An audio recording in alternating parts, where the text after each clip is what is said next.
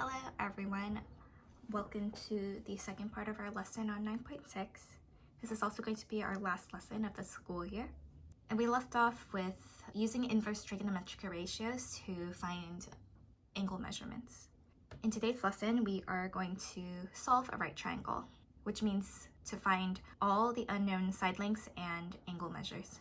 You can solve a right triangle if you know either of the following: 2 side lengths, or 1 side length and the measure of 1 acute angle.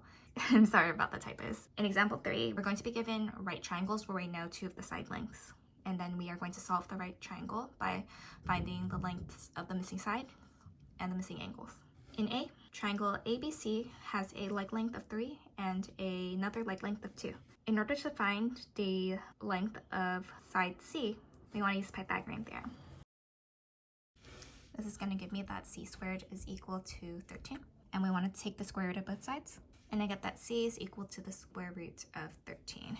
And now let's use the inverse trigonometric ratios to find the measurements of the angles. So let's say I want to find the measurement of angle A. You want to decide which trigonometric ratio that you want to use. And in this case, because we now know the lengths of all 3 sides of the right triangle, you can use any of them, but I'm going to use tangent because tangent requires opposite and adjacent, and I know that those are both 3 and 2. So I'm going to set up my equation like so. Tangent of A is going to be equal to 3 over 2 because opposite over adjacent. And now we want to use the inverse tangent to get us the measurement of angle A. Now we need to put this into our calculator, and this gives you 56.3. So we know that the measurement of angle A is 56.3. Now you could use another inverse trigonometric ratio to find the measurement of angle B, but because we know that angle C is a measurement of 90 and angle A has a measurement of 56.3, we can just add them together and subtract from 180, and this will give us the measurement of angle B. Or we can just do 90 minus the measurement of angle A. And I get that the measurement of angle B is 33.7 degrees. Let's do this one more time. Let's do B. Again, we want to solve the right triangle, and I'm going to start off by using the Pythagorean theorem to find the length of the hypotenuse. I'm going to call it x here, and we're just going to solve. And I get that the hypotenuse has a length of 29. Now let's find the measurements of the acute angles. I'm going to set up a trigonometric ratio to find the measurement of angle D. And now because all 3 sides are integers, you can really use any trigonometric ratio that you want. Just make sure that you set it up correctly. So if you're using the opposite and hypotenuse, use sine. If you're using adjacent and hypotenuse, use cosine. And if you want to use opposite and adjacent, use tangent. Since we just use tangent, I'll use sine. So sine of angle D will be equal to 21 over 29. And now we want to use the inverse sine to find the measurement of angle D. This gives you 46.4.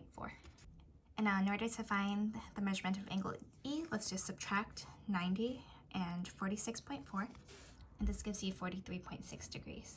I'll let you guys try C, and let's move on to example 4. In example 4, we are going to solve a right triangle, but here we are going to be given 1 side of the triangle and an angle. I'm going to start off by finding the measurement of angle G, and all we need to do is subtract 90 and 25, and that's going to give us the measurement of angle G. And that gives you 65 degrees. And now let's use our trigonometric ratios to find the missing side lengths. I'm going to use this 25 degrees. You could use 65 as well because they're both integers, so it doesn't really matter which one you use. And I'm going to first start off by finding H. So H is opposite of angle H, and we also know the hypotenuse. So if I know the opposite and the hypotenuse, if I'm using opposite and hypotenuse, I have to use sine. And this gives me sine of 25 is equal to h over 13. We're going to cross multiply. This gives me 13 times sine of 25. And this gives you that h is equal to 5.5. Now I'm going to find the measurement of G. G is adjacent to angle 25. And I also know the hypotenuse, which is 13. Adjacent over hypotenuse is cosine. This gives me cosine of 25 is equal to G over 13. I cross multiply and I get 13 times cosine of 25 is equal to G. And this gives me 11.8. Let's do this one more time for B. Again, we are given 1 angle and a side. So I'm going to subtract 90 and 52, and this is going to give me the measurement of angle Y. This gives me 38 degrees. And I'm just going to name the sides of the triangle Z and Y. And this time I'm going to use 38 degrees. Honestly, it doesn't matter which one you use. Just make sure that you use the correct trigonometric ratio. So I'm going to start off by finding y. In terms of angle y, 8.5 is opposite, y is adjacent, so I'm going to use tangent. And I get tangent of 38 is equal to 8.5 over y. I'm going to cross multiply and then solve. Y times tangent of 38 is equal to 8.5, and then we have to divide by tangent of 38 on both sides. And now we are going to put this into our calculator. And this gives me 10.9. Oh, and also for these problems, we're not using the inverse of tangent because we are looking for the side lengths. When you're looking for the angle measure, you're going to use the inverse tangent. And when you're looking for side lengths, you're going to use the regular trigonometric ratios. And now let's set up our proportion to find z. In relationship to angle 38, 8.5 is opposite, z is hypotenuse, so we're going to use sine, and then we want to cross multiply, and then we want to divide by sine of 38 on both sides. You're going to put this into your calculator. This gives you 13.8. And that's it for example 4.